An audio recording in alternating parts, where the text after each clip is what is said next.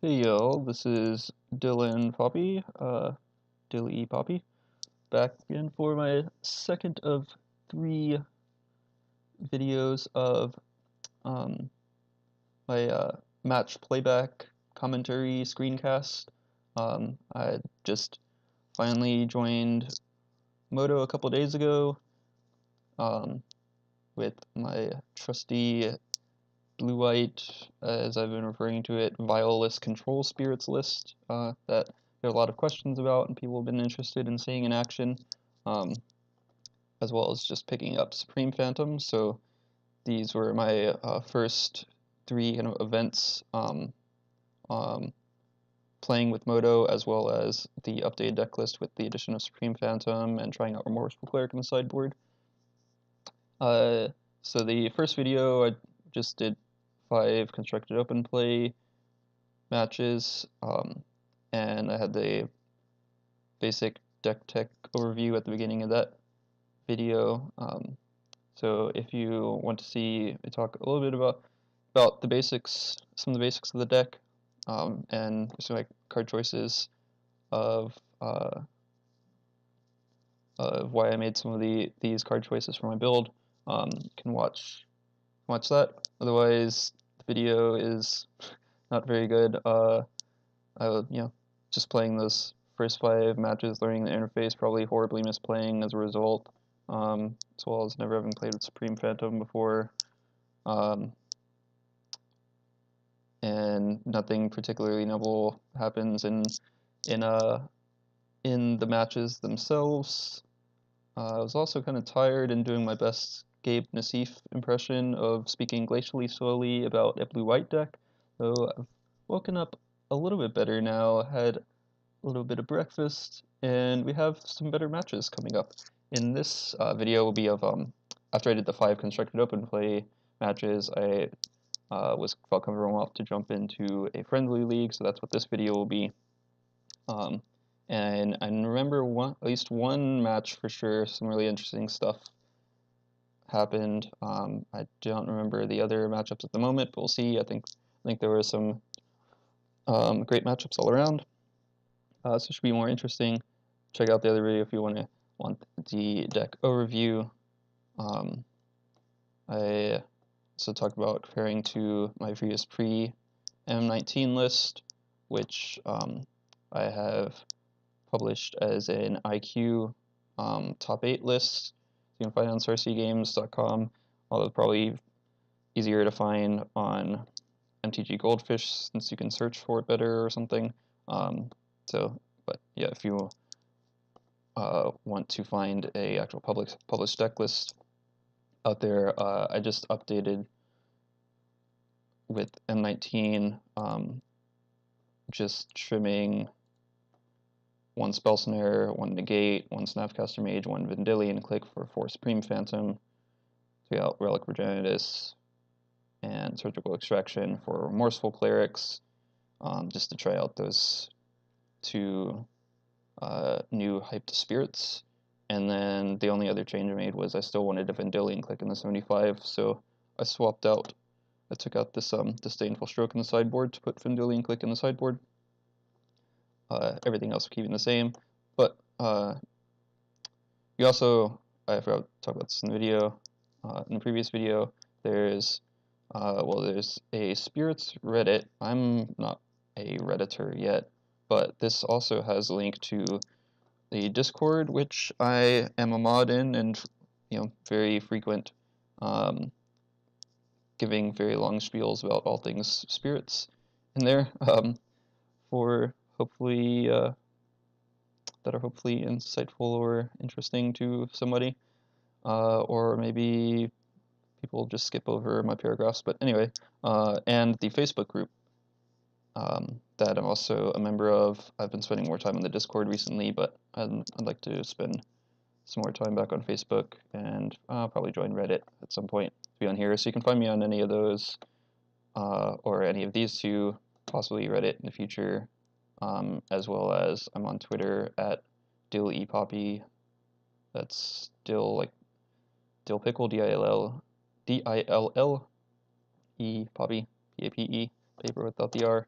where I'll probably be tweeting about these video uploads. So you can find me on any of those modes to find my list, pick my brain, ask me about any dubious lines of play that you see in these videos, whatever. I'm always happy to talk about my version of the deck, especially bring the fact that this is a viable option to people's attention, and just talk about the glory of counterspells in general, even in vial lists or whatever. I just think people should play more counterspells in spirits decks of all varieties. But yeah, also just love talking about all the other spirits versions in general, which I'd like to try eventually. So yeah, in the last video I also forgot to kind of go over most of the sideboard choices, except briefly touched on Merfolk Cleric.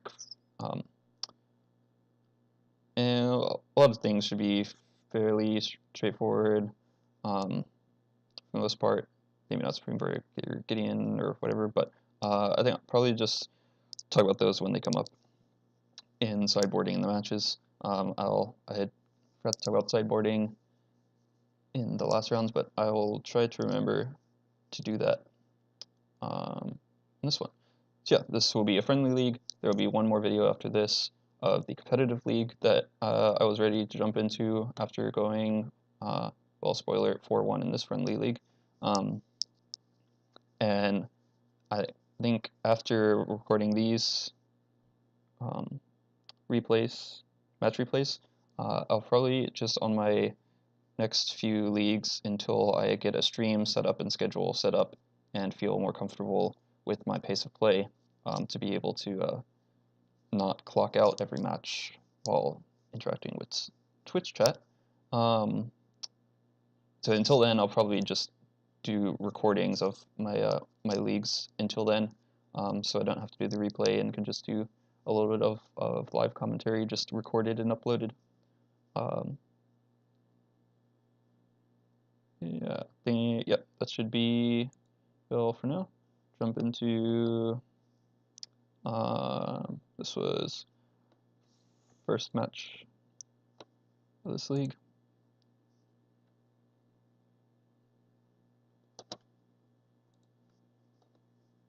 Looks like I've already watched this like 3 times, and replay chat just keeps the moto's weird.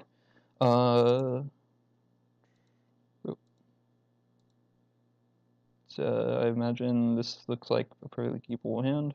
I can probably just tap Colonnade, save Opt for later, Spirit. But yeah, we'll see. See what I did.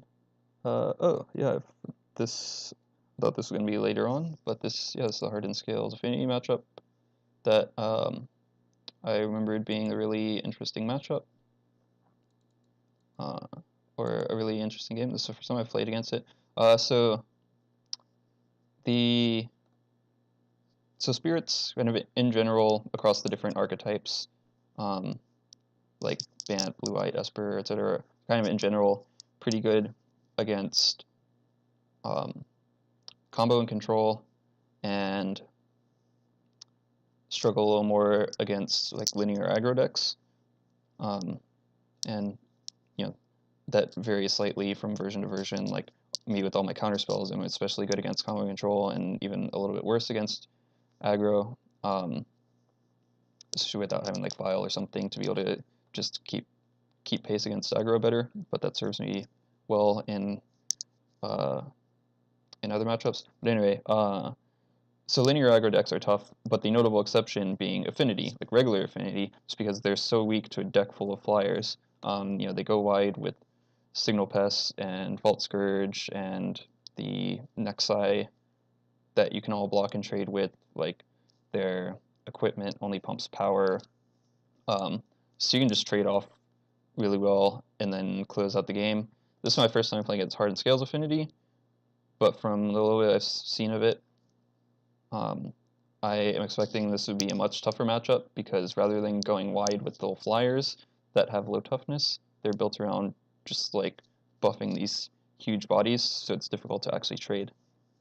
But we'll see how it goes.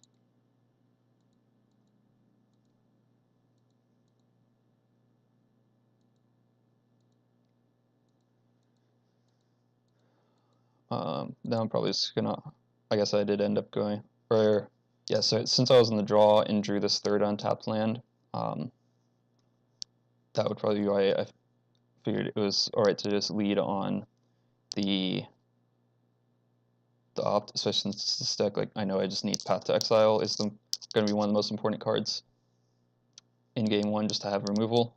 So between having drawn the third untapped land to make sure I can still curve out, and then just get the Colonnade down tapped as my fourth land or whatever when it doesn't matter, and the fact that I know what I'm playing against and I'm going to need Path to Exile, and have plans to curve out for the next few turns, that's why I go with the opt. Otherwise, I would have just untapped Colonnade and curved out. Hope to not die. Probably, like, maybe I still go for the opt, just looking for path, but it's good to get that tapped land out of the way. I don't know what I'm tapping there. So these are considerations for, so that's not a path, but a lord could be one of the ways that I'm able to survive, just being able to size up, especially with the second lord. You know, the issue I mentioned is that their creatures get big. This is going to be one of the ways that I can possibly, and you know, it has 3 toughness, so this can be possibly one of the ways that I can size up my creatures well enough to brawl.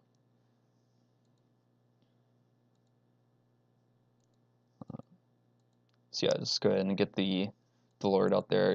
Probably just want to, you know, curve out lords, and then the Selfless Spirit can come down later once I already have a big board to sacrifice itself for favorable combat.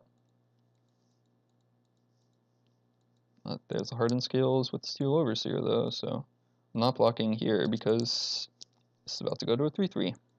And yeah, that's not fair. Well, and there's my path. So this only dug me 1 card deep to a path, but it did dig me to a path. So I think here is go ahead and path probably. So this Overseer doesn't get any more out of hand.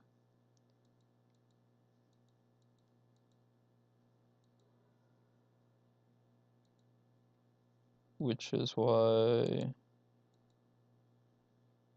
yeah, I guess since I didn't have a second white source untapped, if I had a second white source, I would play, like, you know, second planes or whatever, then I would do that so I can cast Selfless Spirit as well, but this path is most important, and getting this second white online, you know, it's tapped, it does hurt sometimes, but shouldn't be too terrible. You know, cleaning up the board now. He only has 1 card left, a 3/3 on board, so I'm not under that much pressure. So I'm not feeling too bad being slightly behind with this top land yet. Things could turn around, but you can't just assume top land's bad. It's contextual. I mean, there's another Overseer, so that's not going to be great. And the Ballista. So, what? Path or Snapcaster? I mean, another Lord is good against Ballista, but still, just like, creatures are huge. Yeah, do Drugstore is for hexproof and just size up bodies as big as possible, but not feeling great about my prospects here. You know, if this was a Volt Scourge or Signal Pest in regular Affinity, I'd be like, sure, you got it, dude. And, you know, this wouldn't be giving it a bunch of extra counters or whatever, so yeah. And here now I get to, yeah, I mean, I don't know, just playing a creature out because there's nothing else I can do really. pretty much just dead. Yeah. I think I died to either one, so no blocks. Spoiler alert, there's a game 3 when I lost game 1. Let's see how this could get better. Yes, I would like to play first. It has Stony Silence and some nice creatures.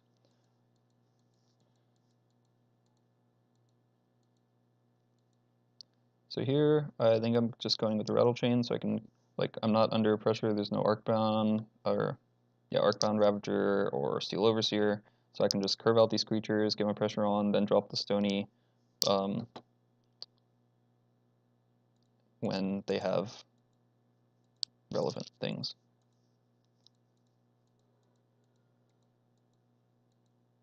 Like the Overseer, but without the Hardened scales, it's a lot less scary. And yeah, I could have countered that, but what did they give with it? They got a Hangerback Walker, I guess. Yeah, I'm not I mean, I probably thought about the fact that I could counter it, but with having a captain coming down and I have abilities race, so like maybe I'd counter it if I didn't have the Stony Silence. The one thing, I'm a lot more likely to counter a Mausoleum Wonder if I don't have a Lord, because countering a spell, especially one as powerful as Ancient Stirrings, is usually going to be a lot better than just having this 1/1 that's not buffed. That also still depends, of course. But I have a Lord and ways to basically keep them in check. Like whatever they find with Ancient Stirrings is likely going to be shut down by Stony Silence anyway, so this body is probably going to end up doing more.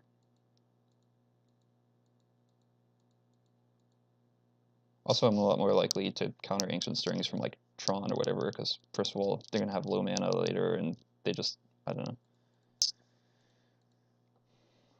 Like, there's good cards to find here in this Affinity deck, but not like Tron. It does tap out to get in the damage. I need to make sure I can race. If I didn't have a Mausoleum Wanderer there, like if this was just any other spirit, like a Selfless Spirit or something, I might have held up the Drogskull Captain, because getting in, like it depends, but this getting 2 extra points of damage when Drogskull Captain enters the battlefield is a lot, so it pushes it over to the edge to just cast now and attack, whereas just 1 extra point for another creature isn't as much, and this can maybe blow out removal. But this deck also doesn't have like Galvanic Blast, I don't think, compared to regular Affinity, so that might not matter either.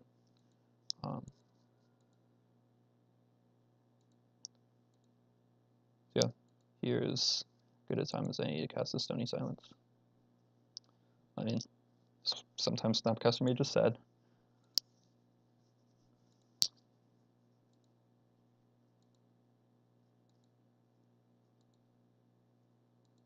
But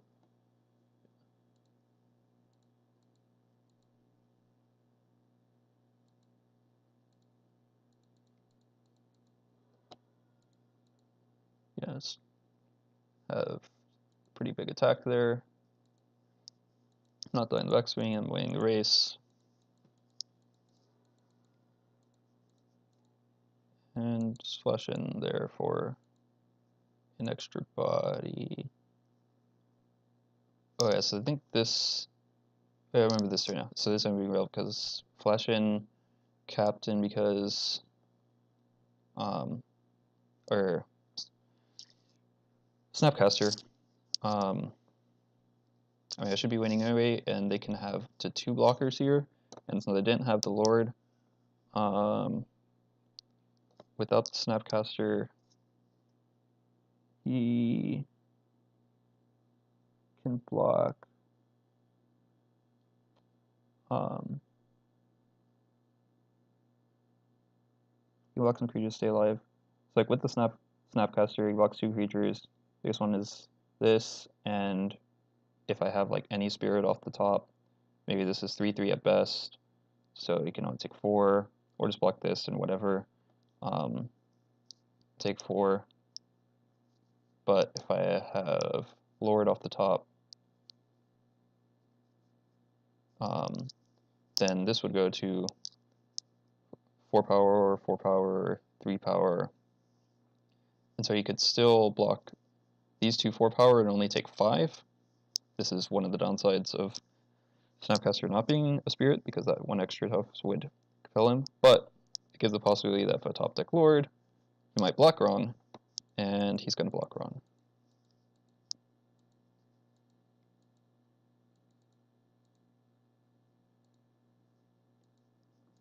He double blocks, opponent double blocks, so well, and because I realize now, I guess when I flashed in the Snapcaster, I did the math wrong or something, or didn't think about the blockers there. So I thought it was just lethal, but then when I realized that they can line up blocks that keep them alive, then I want to pull back a trump blocker because I need to block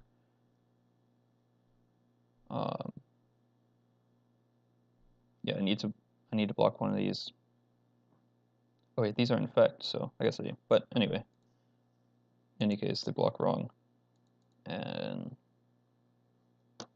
did I? Yeah. So just curved out and then Stony Silence.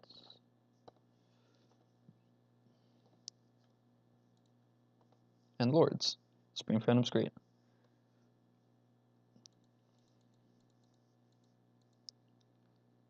Yeah, that's a good Stony Silence. I mean, this is a little bit of Nombo. I forgot to go over sideboarding, but, you know, these are both excellent cards individually, and you can play them in the correct order or whatever. And a path lands, so yeah, it's great. And Soto Wreckage is also great. See, maybe I can remember after match to show what I sideboarded. Yeah, but despite the E, so I think at first I was considering just going Selfless Spirit, maybe partially because I was thinking about EE, trying to do EE before Stony Silence. And again, similar to last game where I just curved out and then cast the Stony Silence, but they didn't have as much going on. Here they have not only the Overseer, but an Opal, like two mana sources, so the Stony is a lot more is a lot more relevant at significantly slowing them down right here, and it just dies there, so he's live again, and so yeah, I'm just casting Selfless Sphere. I was planning on casting Selfless Spirit. Next turn, like I have 4 mana for Settle or Captain Path, whatever, so I can get the top land out of the way. That's there. So yeah, I'd probably just cast Selfless rather than the Captain in that situation anyway. Not sure, but it's convenient time to cast the top land and not have it be a big deal. Again, context. Attack, blocking obviously. I'm much less scared of Fingerback Walker than Walking Ballista, at least without there not being a Command Ravager. So this looks like it's probably going to be a very excellent time for Settle the Wreckage. But one relevant thing, I think I don't attack with Selfless Spirit. Yeah, so I didn't attack with Selfless Spirit. This is something that I forgot about in a later match, where attacking with Selfless Spirit in this situation is like I want the Settle Wreckage to be as good as possible. I mean, a lot of people don't know about and don't play around it anyway, but in case like it might have been catching on well enough with other people playing it that they might know about the Settle Wreckage. So if I just attack with Selfless Spirit against this kind of board, that seems kind of suspicious. Like it's reasonable to assume that I'm having a slow hand or whatever, and I might need this as a trump blocker, and this encourages them to swing with everything. And then I can drop these next turn on the empty board, and it'll be great.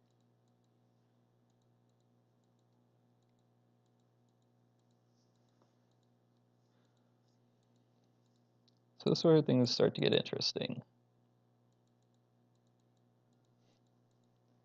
I'm gonna sack everything onto this Arcbound Ravager and have a huge Arcbound, or like I think 6/6 or something Arcbound Ravager, and 17 Thopter tokens. Engineered explosives, yeah boy. So that's good. SE, sacrifice it now because I want to start attacking to turn this game around as quickly as possible, and I have the path to clean that up. So an interesting thing ended up happening here where, so they're gonna start sacking other tokens, Starkbone Ravager, and so I'm just thinking about, like, I'm so used to playing in paper. Correct paper play is that I'm going to path this Arcbound Ravager on their turn, like draw step maybe or whatever. After they draw sometime, it's marginal percentages, but strictly the best play. Keeps one extra land in their deck that they might draw. Doesn't give them the mana for their turn.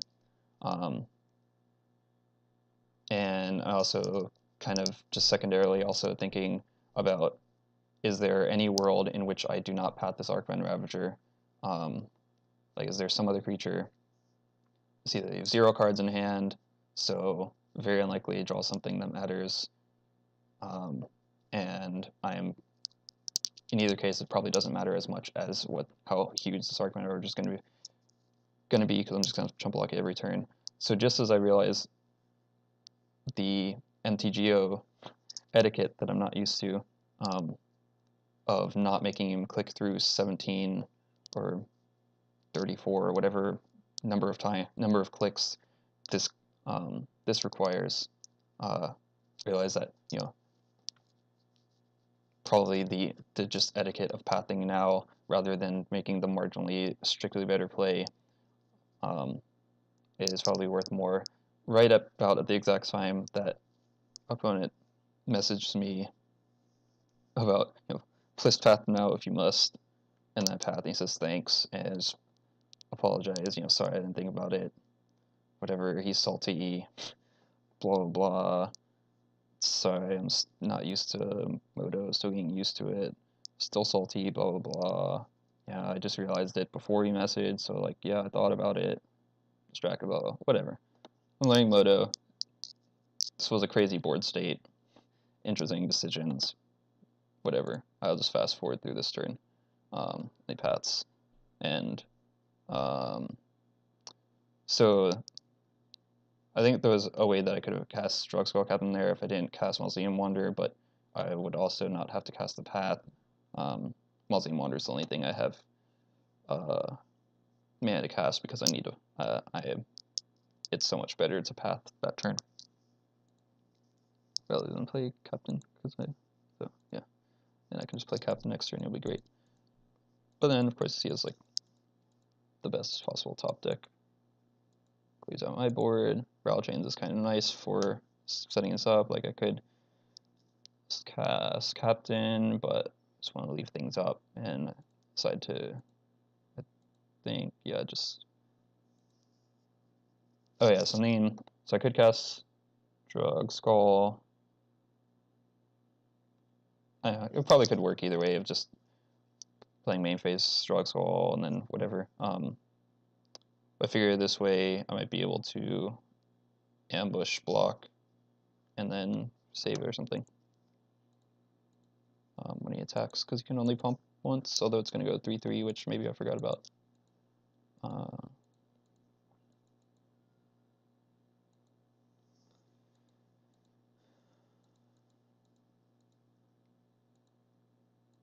Yeah, I was saying exactly what I was fearing. Walking Ballista, Scourge of... This is like the primary reason why I have 2 Stony Silence in my sideboard. With Tron and, well, as Eldrazi Tron in the PPTQ metagame last year when I first kind of settled on most of that sideboard. Yeah, I think maybe misclick something here where he could have killed something or whatever, but yeah, maybe we'll trade off. So like I cleared out his board, he topped a thing to clear out my board, and be left with one thing in play, and now I have one thing left in play. So, and we're still at 17 and 15. So it's like this game grounded us in a really interesting way, and we're still at huge life totals. But 6 land off the top, and this is why Seachrome Coast is terrible. I play exactly one Seachrome Coast because I need minimum 13 blue sources for turn one for Mausoleum Wanderer. 14 is kind of ideal if I can manage it, but Seachrome Coast gets me to 13. But in this deck, Glacial Fortress is so much better. Like, even though all of our spells are at maximum of 3 CMC, that doesn't mean you stop casting spells with your third land. Like, with your fourth land, you can cast 2 CMC spells. Like, you start doubling up spells, and since I don't have Vial to put me ahead, or Hierarch to put me ahead on mana, like, I actually want my 4th, 5th, and even 6th, in cases like this, untapped lands, at least as much, probably more so than I want my first untapped land. So, yeah, Glacial Fortress is great. I can just start bashing in here. Celestial Colonnade is great.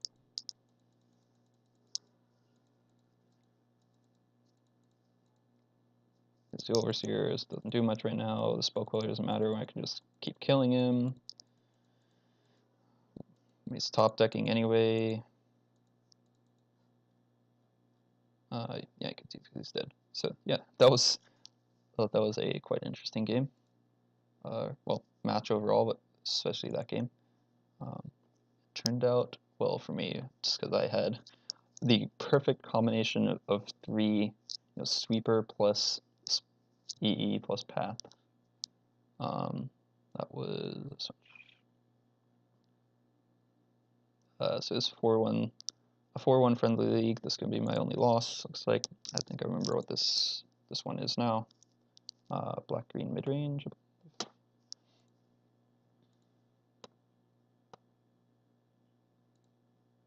I think I neglected an attack there or something later on in the game. Interesting. Counter spells, creatures, lands. It's great. Yeah, I mean, Thoughtseize, expecting Jund or something. Turns out to just be black green. Yeah, there are things that I could counter on, that I would want to counter on turn 2, Bob, Goif, whatever. But I'd rather get some pressure board first. If they are Jund, then protecting Queller from Bolt could be relevant. Probably. But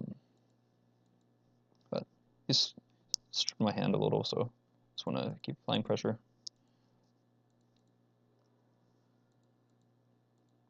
And then keep up this Queller. Things are looking pretty decent. Dark Covenant, Quell, because yeah, that can get out of hand. Seems like he's at kind of slow hand, like only 1 spell so far, so his hand might need fixing. And he has another one.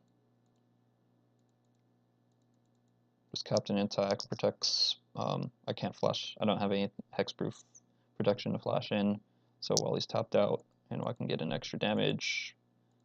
Hopefully Bob punishes him, and I can still leave a mana leak for mostly anything that he would cast, except discard or Fatal Push. But he's gonna need fetch land or something for Fatal Push anyway. Attacks. I mean, there's no way that any black-green deck can like gut shot me in main deck or something to make blocking this 2-1 bad.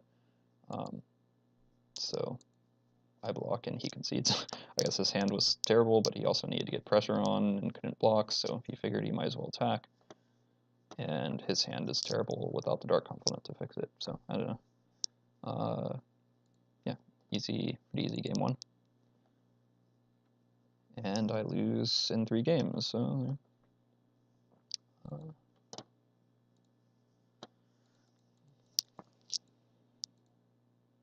Like fine hand, curious, like it's a little awkward. I only have one creature to put this curious position on, but I have one piece of protection for it.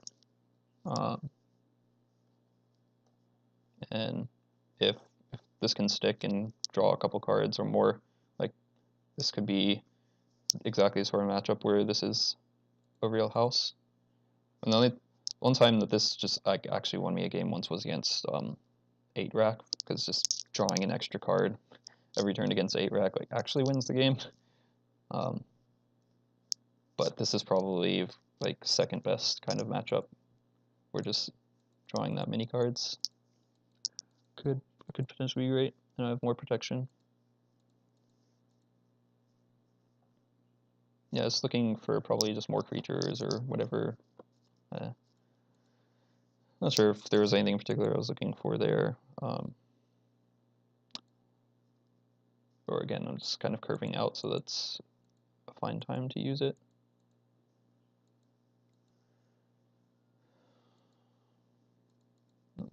So yeah, in the case like these, like rattle chains is so important. And I know a lot of opponents don't realize how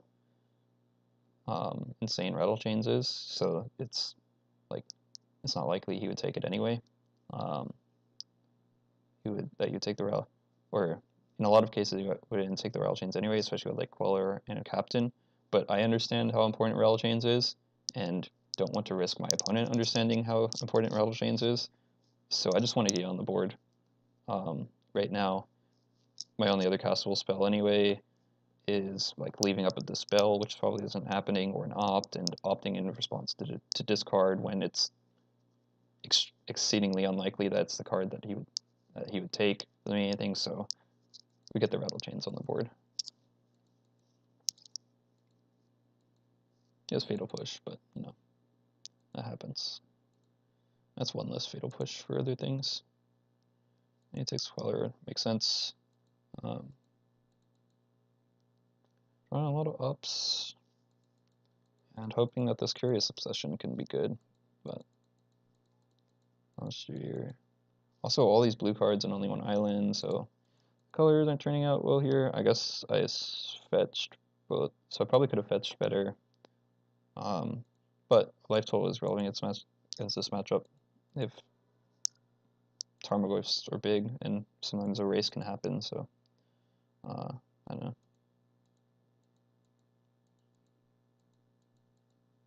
And another 1-mana blue card. Annoying.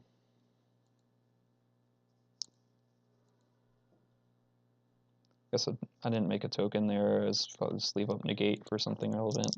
I don't know, Liliana or something. I don't know if black-green. I don't know the black-green midrange list very well, but I assume they would play Liliana's or something. I don't know. I'm in pretty bad shape in any case, so. Oh, opt, yeah. Just try to fix my hand a little bit. And there's another blue source. Yeah, not paying attention. I had the opt. I mean, I have a path, so that's nice. I'd like a Snapcaster to go along with it. But, yes, I need to take care of both of these, so I need a jump blocker and a path. Tireless Tracker is now even bigger and generates value, so we're definitely pathing it and blocking the Goyf. Oh, yeah, I forgot I was going to be using the touchpad to click in case the mouse clicking was loud.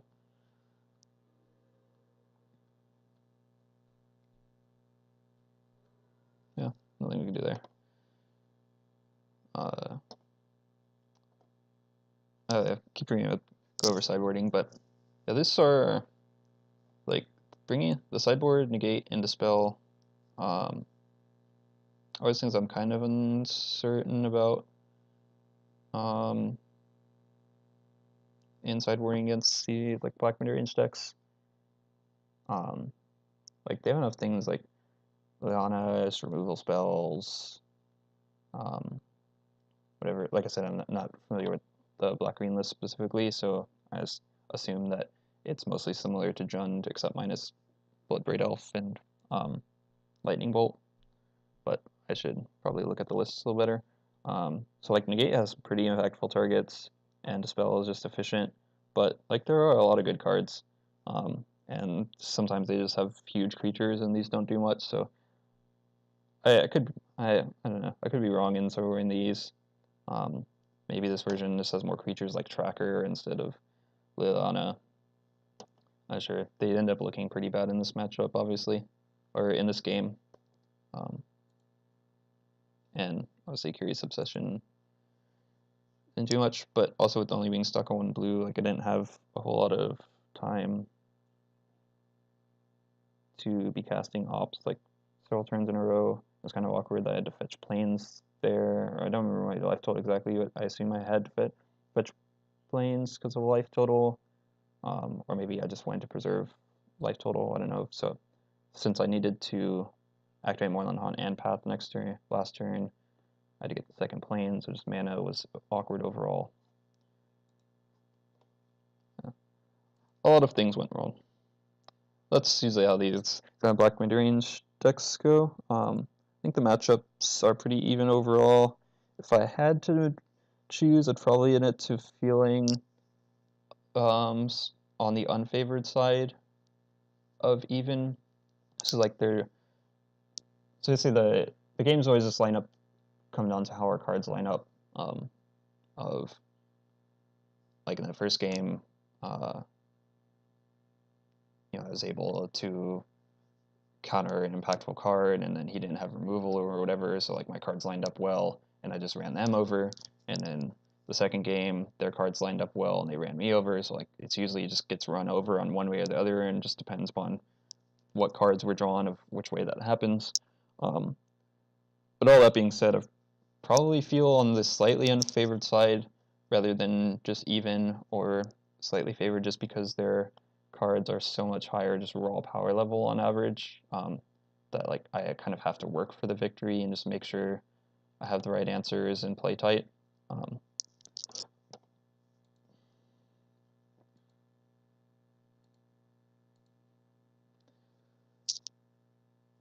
Yeah, this was good too. Especially in the play, I think this counters a discard spell.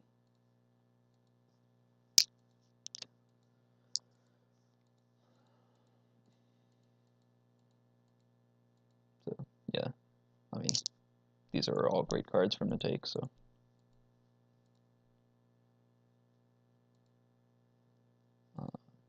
Yeah, I can still keep curving out my third on top land, so this Colonnade is also, as it looks like at the moment, can be a tapped land on turn 4, and unless I draw another 2-drop that I want to double 2-drop or something, is not going to be relevant since I have other land options.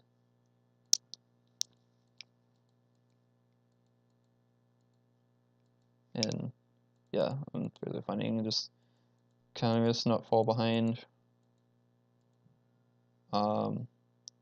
This Swick is good. I think I end up just doing. I'm fairly new to casting Vendilion Click, so I'm sure I'm still not great at it. But I do have to think in every case, like, okay, what do I do with what am I planning to do with Vendilion Click now? Especially like if I'm going to do Draw Step Click. I mean, obviously, need to decide on that now. But I feel since I have Queller, then I'd rather quell something if I can.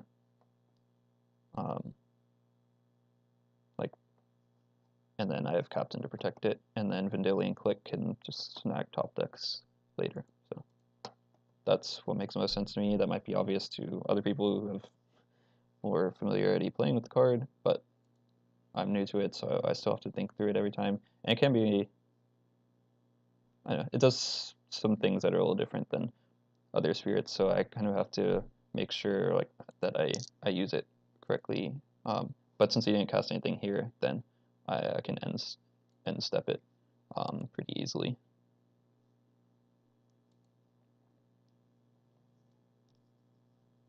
Is it going to show the hand? on here, or just list it. I remember, okay, I remember what it was anyway, in case I didn't show it, but yeah, so I Fast on Linguist, Wave Ooze, like, I feel like I probably just assumed pretty immediately I was going to take one of these. But I also didn't realize until much later that I hadn't taken into account actually, like, I just saw Cast Down, remembered removal spell, but I just blanked on thinking about how exactly it removes and forgot that it can't kill Vendalion Click, so I briefly thought about thinking it was weird that they didn't just immediately kill the Vendalion Click, since that's usually pretty common. If you have one removal spell, you just kill it and then show the hand. But I figured because of the language, like, I didn't think too hard about that to second guess. I just figured, maybe they misclicked or assumed that I would definitely take the languish anyway, so the cast down was safe, and they can just cast it afterwards. But I don't know if this was overthinking things as far as my choice, but I ended up taking the cast down, just hoping that, and partially because of forgetting that it doesn't actually kill Vendalion Click, but I guess, like, I think I'm hoping that I just protect the Vendalion Click. I have Spell Queller for the Languish, and they don't have other removal spells right now. Like, if I take, yeah, but hopefully just take the efficient removal, have Spell Queller for the Languish, with some way of baiting it out, and then just kind of race from there. I think what my line of thinking was probably just way overthinking things, and language seems like the obvious pick and probably just is the overall best pick, but also protecting Spell Queller, so I don't know. That's what I am deciding to do, and the idea of baiting out the languish was almost ended up being effective, but another factor later on involving this Celestial Colonnade ended up making it ineffective.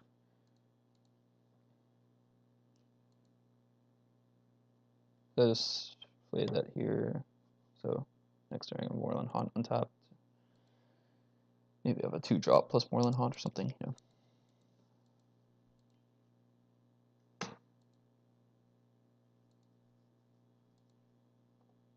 So that's it.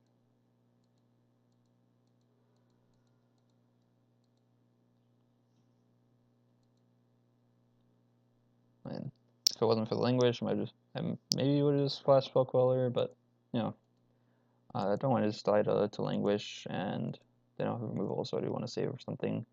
Like, because of my decision earlier, I'm kind of priced in just letting these creatures resolve, because Spell Queller, then they just languish, obviously, and Droxel Captain doesn't protect against that. Selfless Spirit off the top won't protect. The Seacrum Coast sucks. I mean, it can just be top tier and doesn't matter, but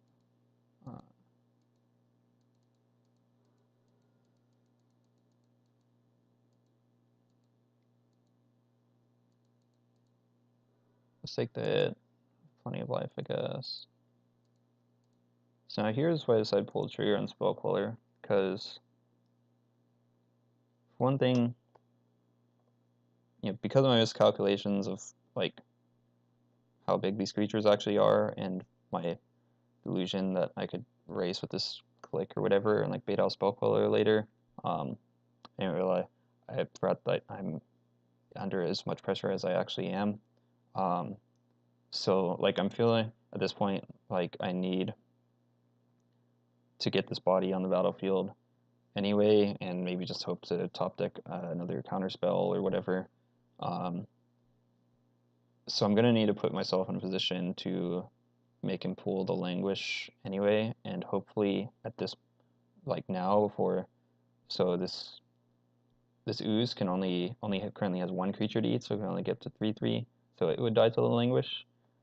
So the faster I've like incentivize this languish, while hopefully killing this ooze, like actually taking out one of his creatures before it can get too big.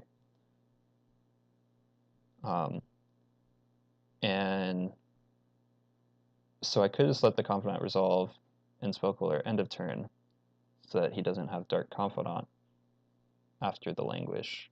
But I think my reasoning on this was if I'm already going to be down cards because he's wrathing me, I felt like I wanted to prevent that one extra card from Dark Confidant. I didn't want the Dark Confidant to be there on his upkeep to get that even one extra card, since I'm already going to be down cards. That was my reasoning anyway. I don't know. Even though he's going to be left with a Dark Confidant, so that might be totally misguided, but I mean, so I'm heavier about having 6 lands, and I completely overlooked the fact that there is a Field of Ruin with activation up, so I'm like, oh yeah, now it's still great, because I can attack this Colonnade and hit him for like 9, and then I'm in such good shape, he has to languish, and then I just Colonnade, but there's a Field of Ruin I just completely overlooked.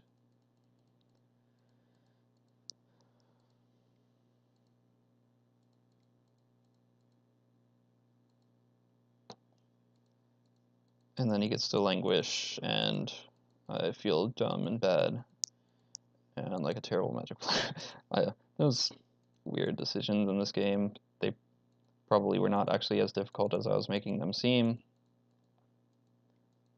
because I was overthinking myself, but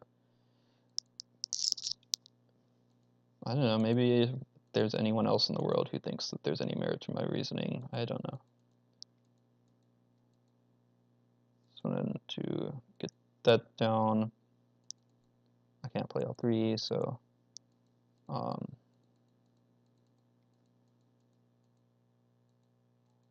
block.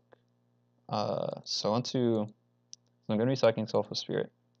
I want to put the Selfless Spirit on the Bob and sack it so that he keeps the Bob, and I pray that he dies to his Bob triggers. Like, letting him die to Bob is one of my best outs at the moment. Like, hopefully I can get in attack. But then there's Ooze. Another Colonnade has some possible potential. And this Ooze just gains so much life that, yeah.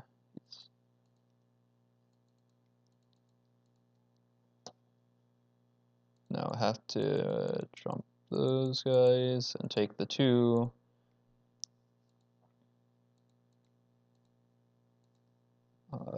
I still feel good because I can hit him to 2, but then again forget that there's still more creatures in the yard, so make this comment, I forget how many creatures ended up in the yard, for how much life he could gain. So yeah, I think I was dismissing a lot of details in this game about he had a Field of Ruin, how many creatures are in the graveyard. Pretty badly played game.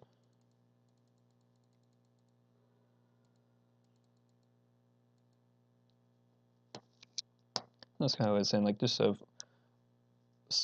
overall higher power level of cards on average. So I have to play it right, and I feel like I probably blatantly played that just completely wrong. But we just get to get 3 2-0s on out from here, so feels good, man, in the future of my past self, which is now my past.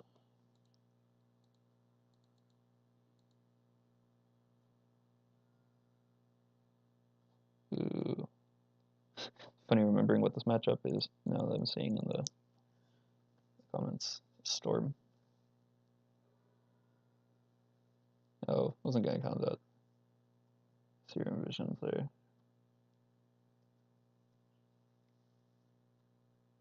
But I will Logic Knot this guy. I fetch land there, right? Is that what I had to delve?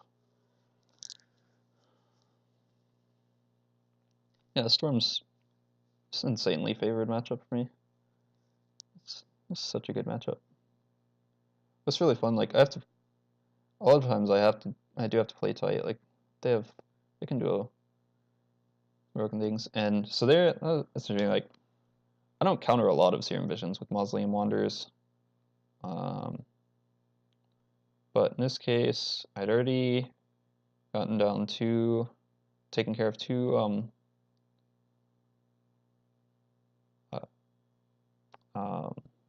brawls. They have 4 cards left. Like that's not a whole lot. I mean, this could all be rituals or whatever. And like if this was a sleight of hand, maybe I let it go. But I have enough creatures left, and they're not interactive. And this is the best cantrip, so that all just adds up to I should definitely just counter this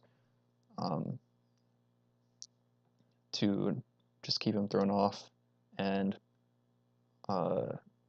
hope that I draw more counter spells or spell callers or whatever before he draws Gifts Ungiven or whatever.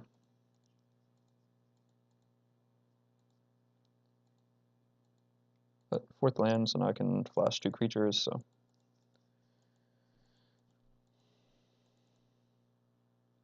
Hence the choice Spell Queller, which is going to find, this means I get the Spell Queller again later.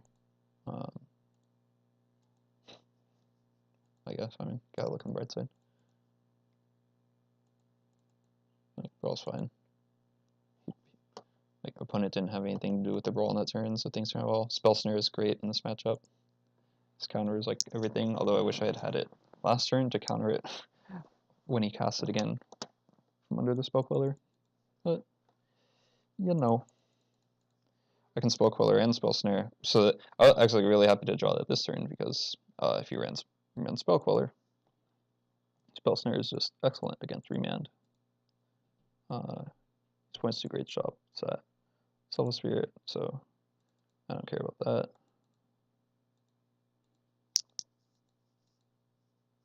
Past in Flames, on the other hand, I do care about.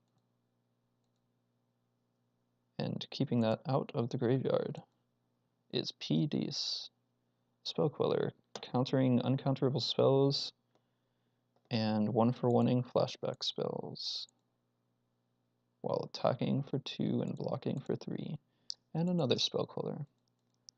Life is good. There's 2 cards left. Ritual. I make a comment about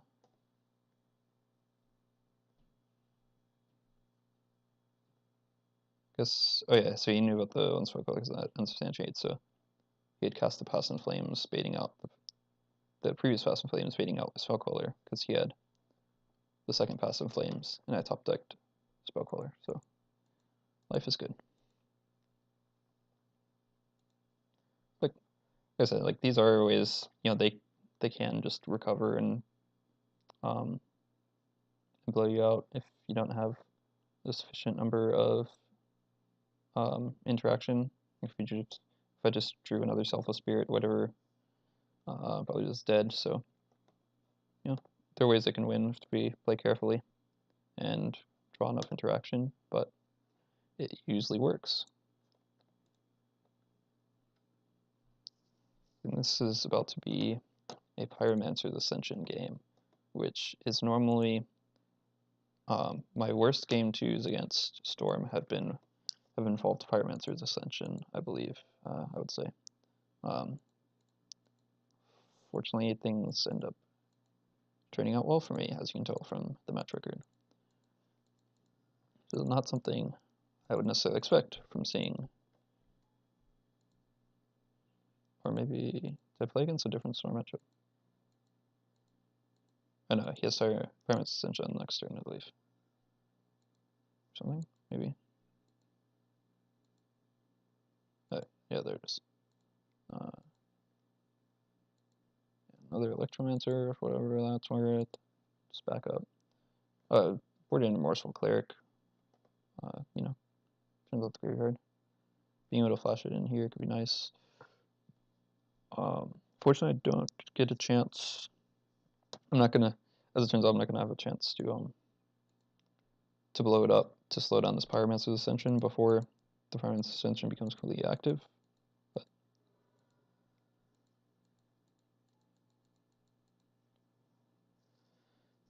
and another Remorseful Cleric would be fine. There are creatures that attack and block. So that's, as I say, step one. Choose Pyromancer's Ascension.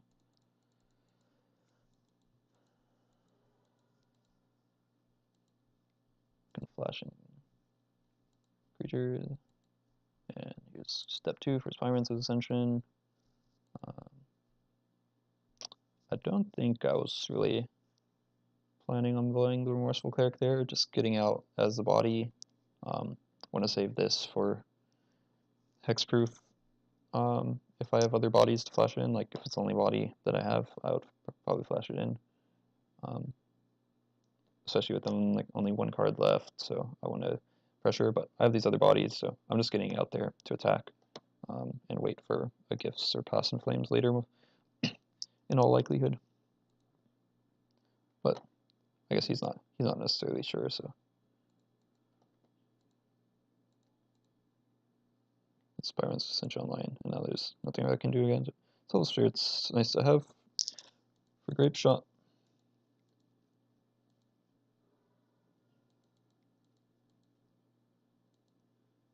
You know, Orpho's like, and there are situations, given that he only has, so this wasn't Pyromancer's Ascension, and only one card left in hand.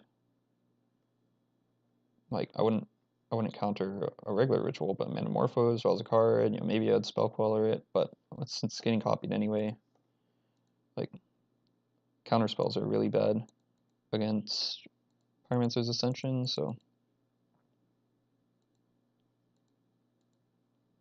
that's why I normally lose to it. But he's already at 10. I can just flash in 2 more creatures at end of turn here, so it ends up being fine. Like he was dead to a top deck Lord. Yeah, he asked Lord. I commented it could have been worse, like when he got the Pyromancer's Ascension. When he had the Metamorphose and just fizzled after that, could have been worse.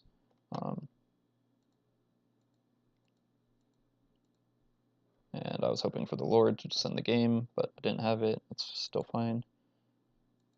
Hope that it does turn. So this ends up being a nice spot for the Remorseful Cleric, because, I mean, obviously, Past in Flames cares about the graveyard, whatever. But especially because of the Pyromancer's Ascension.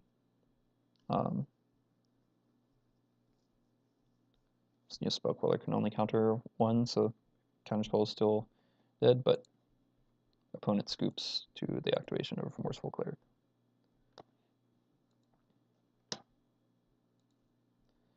Yeah, so that's the only time that the Remorseful Cleric came up in these leagues for me so far, in terms of thinking about what it does, if it's better or worse than other options.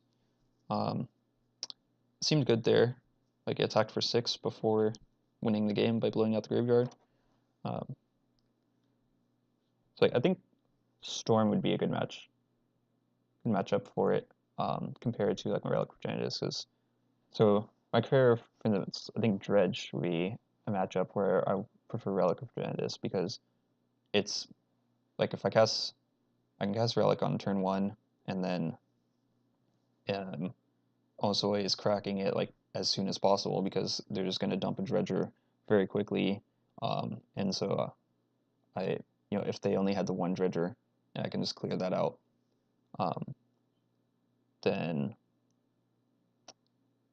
that might throw them off their whole plan. So in the matchups like Dredge, where I'm using something like Relic of Progenitus early and often, like when I'm using that kind of Tormod's Crypt sort of effect of just a one-time clearing out the graveyard, then Relic of Progenitus is better because it comes down earlier and replaces itself, so you're left with the card after that. Whereas Storm usually gives you a few turns before they get to their Gifts Ungiven or Past in Flames, so you can get in a few damage.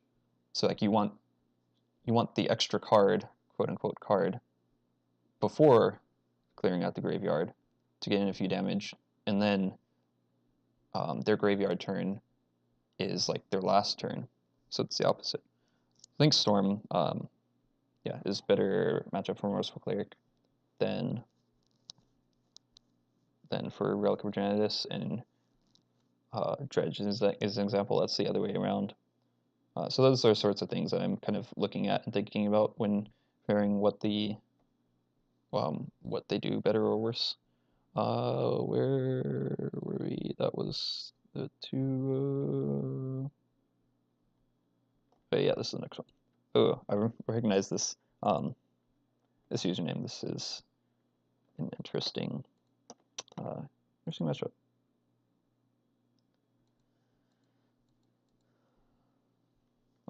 Yeah, Wanderers, Counterspells, Phantoms, Lords, or Selfless. Seems good. Another land, but we'll get there. There, third land. And so this is one. So I have the 2 Logic Knot, 1 Mana Leak split. And one of the reasons is like 3 Logic Knots is just too taxing on my graveyard. Can't support 3 Logic Knot. But also, like, with the 2 Logic Knot, I have enough support to make them consistent. But so what ends up being more commonly problematic than like the amount that I'm able to delve is the double blue. Not so much the double blue most of the time as just triple blue if I need to Snapcaster Logic Knot or like Logic Knot plus Rattle Chains in a turn. But also sometimes, occasionally, I don't even have double blue, like in this case, which is also awkward because next turn I can't like Mausoleum Wanderer Mana Leak, but if I just want Mausoleum Wanderer Selfless Spirit anyway and then leave up Mana Leak. But anyway, so one of the good reasons I have Mana Leak is it's nice for those occasions where you don't have the double blue or where you don't have triple blue for a Snapcaster Flashback or whatever.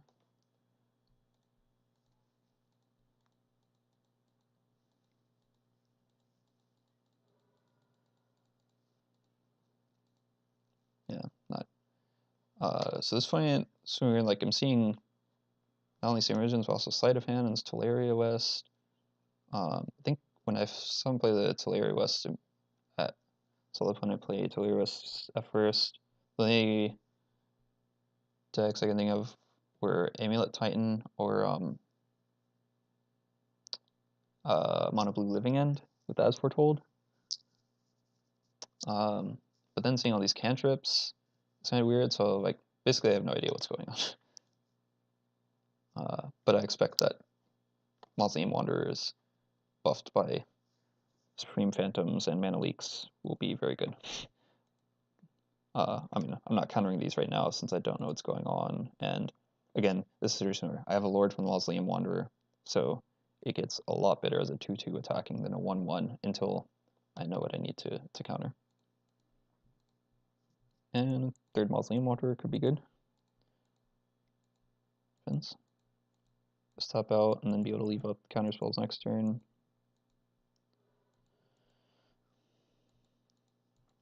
So now that I see red, I'm starting to think maybe some sort of, and like Izzet Charm, I'm starting to think some sort of Blue Moon.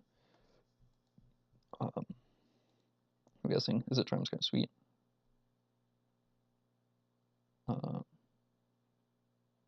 I think they counted the Selfless Spirit since. So if I hadn't seen if there hadn't been red involved, I might have let them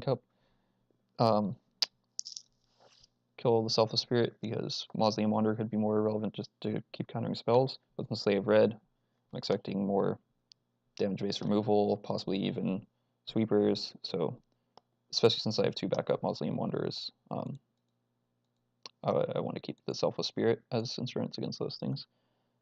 Again, Curious Obsession would be great. If I had a second blue source, then I'd just stick it on one of these things and start drawing cards, but the problem here, I guess it would be better as opt in the situation because if they don't cast anything on their turn that I want to Mana Leak, then I can opt at end of turn. But problem here isn't the Curious Obsession, it's my colored sources. This seems like it would be a great matchup for Curious Obsession if I had the second blue source.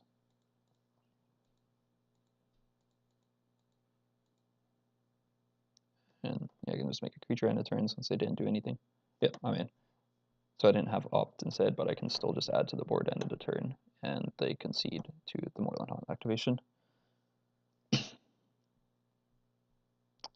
There.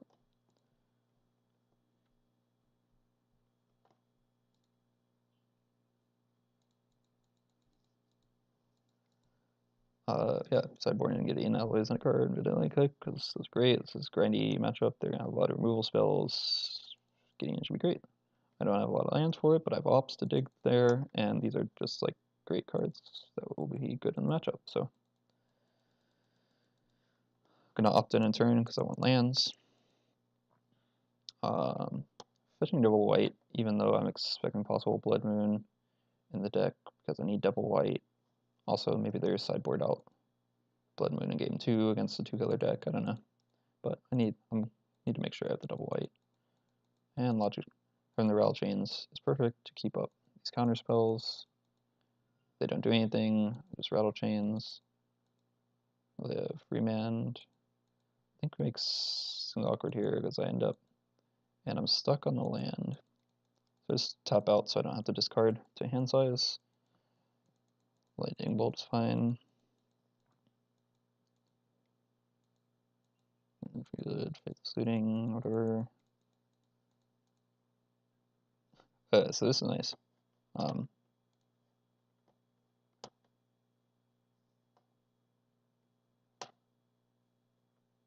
The Transmute Teleria West for Walking Ballista. They don't have a second mana to cast it this turn.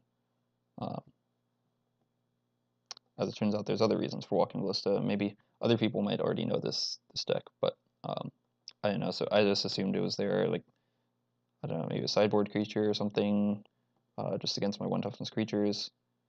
It turns out it has other uses, but it's also good against my deck.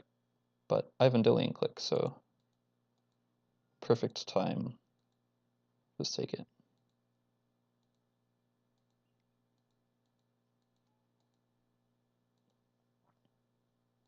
They have Bolt for the click. It's fine. And is a charm Walking Ballista. I think about it for a while, like considering whether I just want to logic not the I can just logic lock the Walking Ballista or something. Since I don't know what's in their deck. Well, so I might have. Okay, so I'd already seen. I guess I missed this. Discarding an Emrakul. So once I saw the Emrakul, I'm guessing like this is like through the breach, breach moon or whatever. So like, I know being able to draw towards something that gets them to breach a Titan could be more relevant than a Walking Ballista. So I don't want them to draw into that. But then again, I just realized, wait, I can take this and then I have counter spells for whatever that huge, whatever relevant thing comes. So yeah, just end up settling on the obvious play of take the Ballista and then have counter spells for whatever they may or may not draw into that's relevant.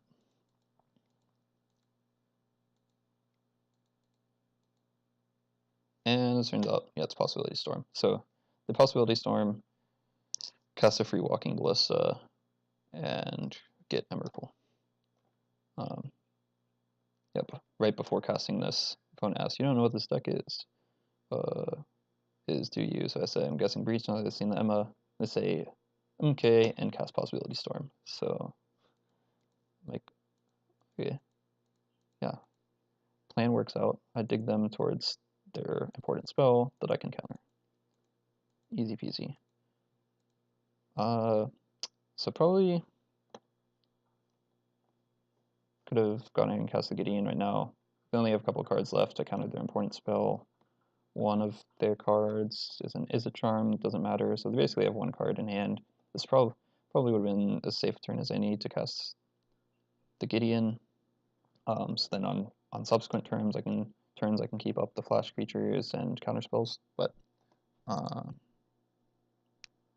for one reason or another, I feel like not doing that and doing the flash creatures this turn. Can spell snare the Is a Charm. Maybe it might have been because it is a charm. I figured I can get the Is It Charm out of hand. I don't know.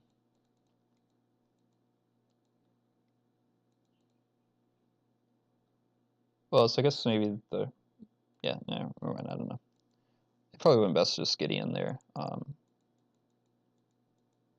Because then I don't end up doing it this turn either. It's keeping up negate? No, I do. I do. Okay. So, obviously realize, I should get this down as early as possible while they're out of cards, and then it can keep the counter spell up for whatever next turn. I should have just done that. I should have just done it one turn earlier. That's all. Snapcaster is great. Gideon is great. What a house. Oh my god. What a busted planeswalker.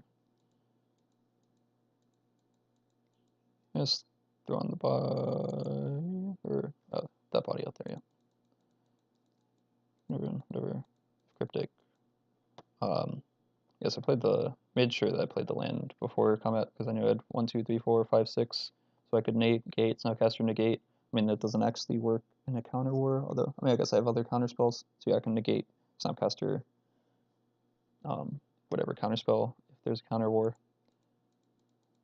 The negate's sufficient, so, yeah.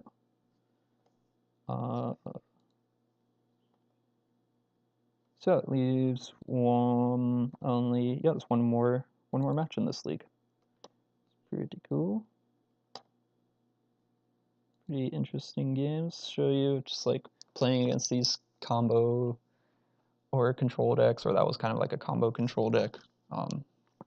Just having all these counter spells and Snapcaster counter spells for days, with flash creatures. Like I was just remembering about someone was asking on Discord the other day about what Snapcaster's for in my list. They're like for counter spells, and I gave kind of the snarky obvious response of it's there for all of the instants and sorceries in the deck, which is true. Like there are numerous instances of all of them being good flashback targets, but like the most common flashback is Path to Exile because that's creature removal when it's our only creature removal. Or we have a bunch of other counterspell effects, but like Path to Exile is 1 mana versus the 2 mana counterspell, so it's the most efficient flashback target and also handles the biggest problem, which is creatures for us. But like it's Snapcaster. I mean, this should be just obvious to anyone who's read the card Snapcaster Mage. It's removal 5 through 6 for when you need removal, and counterspells 5 through 6 for when you need counterspells. And it's also just replace itself with a little card selection at end of turn when you need to put on pressure. Like I'm explaining what the card does, but it seems like people just don't want to put cards in their deck, in their spirits deck, that aren't spirits just because they're not spirits. But like, have you read the card Snapcaster Mage? So like, why would you not play the card Snapcaster Mage when you have an opportunity to play the card Snapcaster Mage? It's just a ridiculously powerful card. So anyway, that's Snapcaster Mage. It's a good card. Respect Tiago Chan.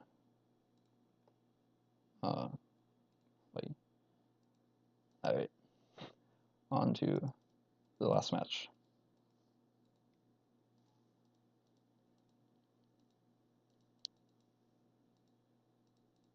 We're going to see a very excellent use of Snapcaster Mage in this match to show you how much Snapcaster Mage brutalizes, like path into path, snap path. This brutalizes this deck. Merfolk is like exactly a 50-50 matchup. We're basically kind of similar.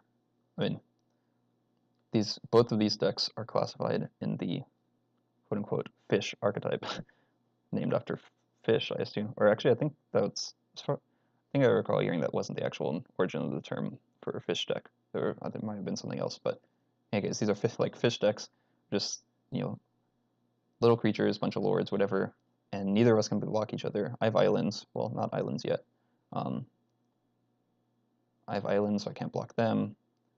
All my creatures fly, so they can't block me. So it's basically just a race. Like, whoever wins on the play, whoever is on the play wins. And I think they were on the play. Yeah, opponent was on the play. So I'm not feeling great about this, but you know, I have some lords and things. I can get there. And the double colonnade hand is awkward, but they end up having this kind of awkward hand of like a bunch of mutavaults and just get stuck on only this one blue source for a while. So fortunately, we're kind of match each other in our slow mana-based development, and I just managed to clean up. And I can still opt here, look for removal, land, whatever. I figured land was fine there. Like, I just have a lot of 3-drops.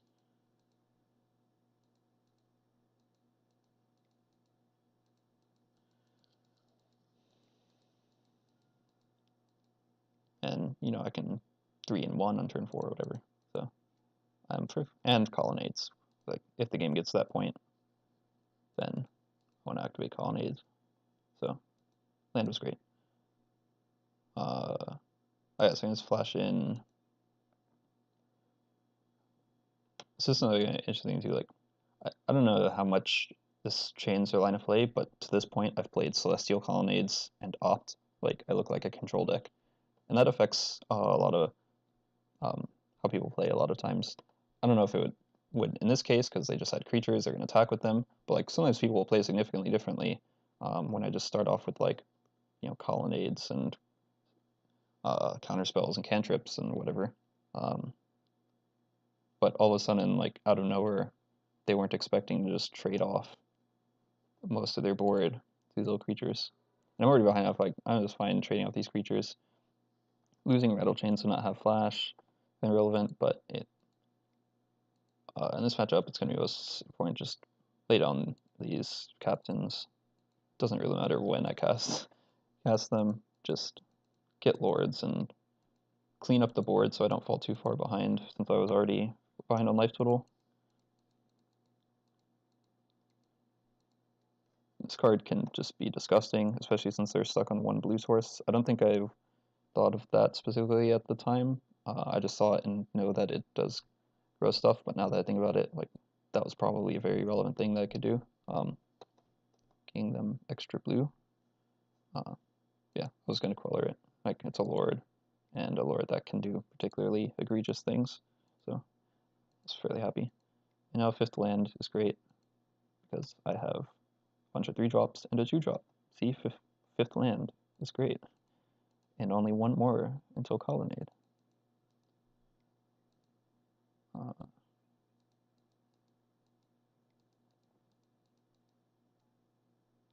And this Master Wave is kind of sticky, but I have enough butts so I can't attack, and now I can just play more butts. Do I get a 6th land? No, I don't get a 6th land, but I get a 2-mana lord. So this is just like absurd. Yeah, so I wanted to leave up the spell color for one more turn. I have plenty of lords to be already well sized to match their board. And just be able to get this one last turn to quell something. And they see with all these lords, Moorland Haunt's going to be very good. So I quell the Spreading Seas, like I protect my Moorland Haunt, denies them a draw, they only have a couple cards left, and they scoop.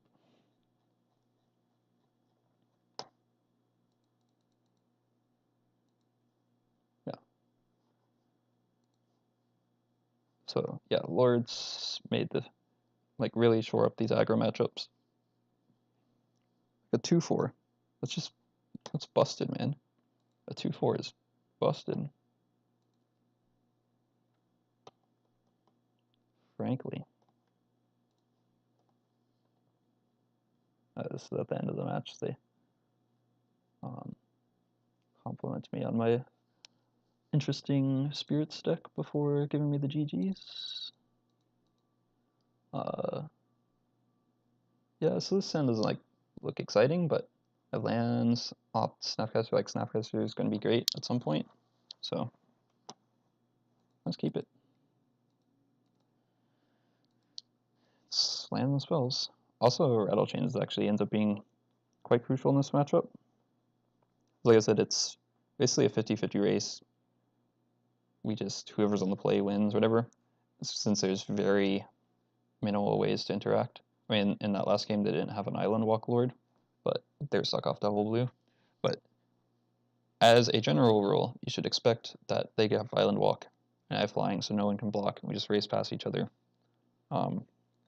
There's very few points of interaction that change that, except, well, I'm going to say, except, and there are very few, but there are some. One of the major one, probably the most significant one being Hardened of the Tides, ends up being a crucial turning point in the matchup, because it's huge tempo swing.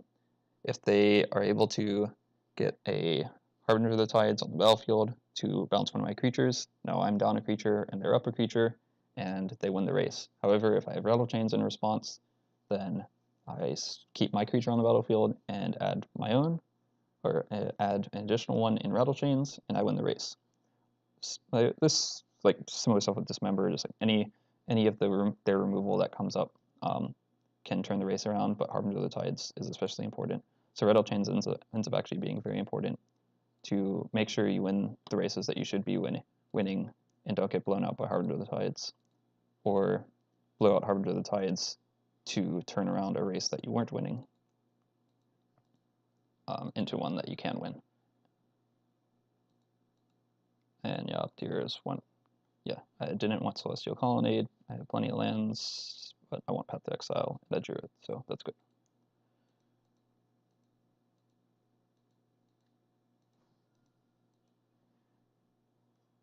Path to Exile and Snapcaster Mage.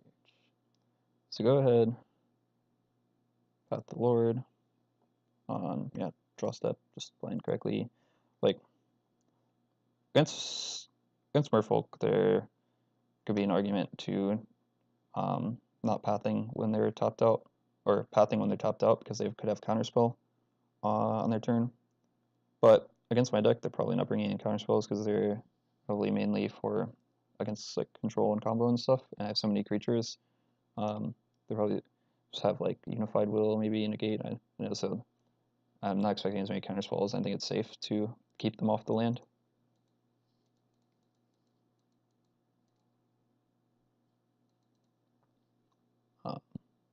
And I went ahead and did the path on turn 2 rather than using my mana more efficiently with the Rattle Chains. Well, I guess I had the opt as well. But even besides the opt, it's possible that I want to like snap path on turn 3 or something.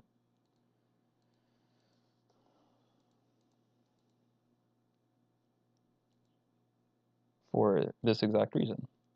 So like, this will exactly demonstrate what Path to Exile with Snapcaster Mage does. So, without even knowing what is actually knowing what's about to happen, I know it's going to attack one of these. So this is the way like you can actually blow them out by keeping them off Island Walk. They have one Island Walk Lord. You can path it, and all of a sudden you can block their creature that they weren't expecting you can block. Even if they have 2 Island Walk Lords, because this one doesn't give Island Walk. If they attack with both of them, then you can path one, and then the other one doesn't have Island Walk again.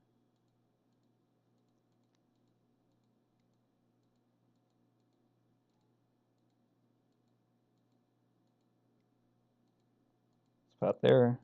Now he has a 2/2 without Island Walk. And then there's going to be a sad Master of Waves that I don't even care about at this point. Like, they have 1 card left. Saddest Master of Waves. And I top deck a second Lord for my turn 2, so like, yeah, I'll just top out for these. Have 2 2/4s against your 2/1s, and you top deck File. I am so glad that I'm not the one top decking File. I mean, I have a lot of lands, but all these Moorland Haunts can activate attack. Like I'm racing at this point. I don't need a block. It was nice to have the blockers the last turn, but they're gonna be attacking now. I need to turn this race around. I guess yeah, it doesn't want to get ambush vipered.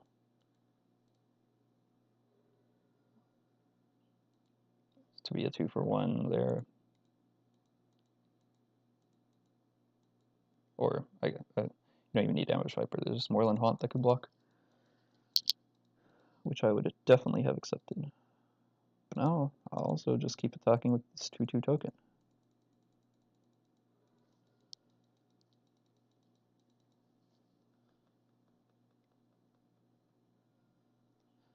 Yeah, I keep forgetting to go over my sideboard plans for these matchups. But if you have any questions, like about what I sideboarded other than what I've actually drawn in matchups, then you can reach out, ask. Some Merfolk Trickster was kind of annoying. Like actually keeps them alive this turn, I believe, but I'm not. It was a Hail Mary desperation move. I'm not dying on their backswing, but I do keep back one blocker, like just in case there's a bunch of lords or something. I guess. Let's go ahead and pat the master, and that's the GG.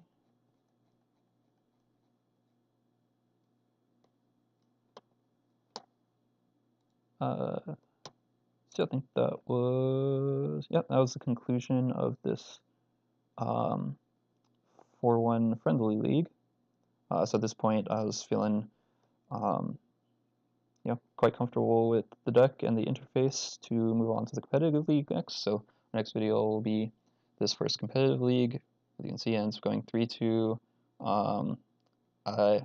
In Spirit, I count it as 4-1 because this was a loss to the clock where I was in such a dominating position where it was very possible, it was impossible for me not to win the next turn. So in Spirit, it's like a 4-1 competitive league coming up next. So with also some pretty great, interesting games all around on that one. So join me again for that. And yeah, if you have, I had taken pictures of the West sideboard for all the matchups, so I could show those. But I feel like I can look at the sideboard and all that things should be fairly clear. Like I brought in stuff like Solar Wreckage against the creature decks like Merfolk and Hardened Scale Affinity. I brought in counter spells against Vendilion Click and Gideon. Against the grindy decks like the Black-Green deck and the Possibility Storm deck. And you saw some of the cards like Merciful Cleric. But if there's anything you're not sure about of whether I brought in against a certain matchup or not, then feel free to reach out to ask me. And yeah, join me for the next one. Thanks.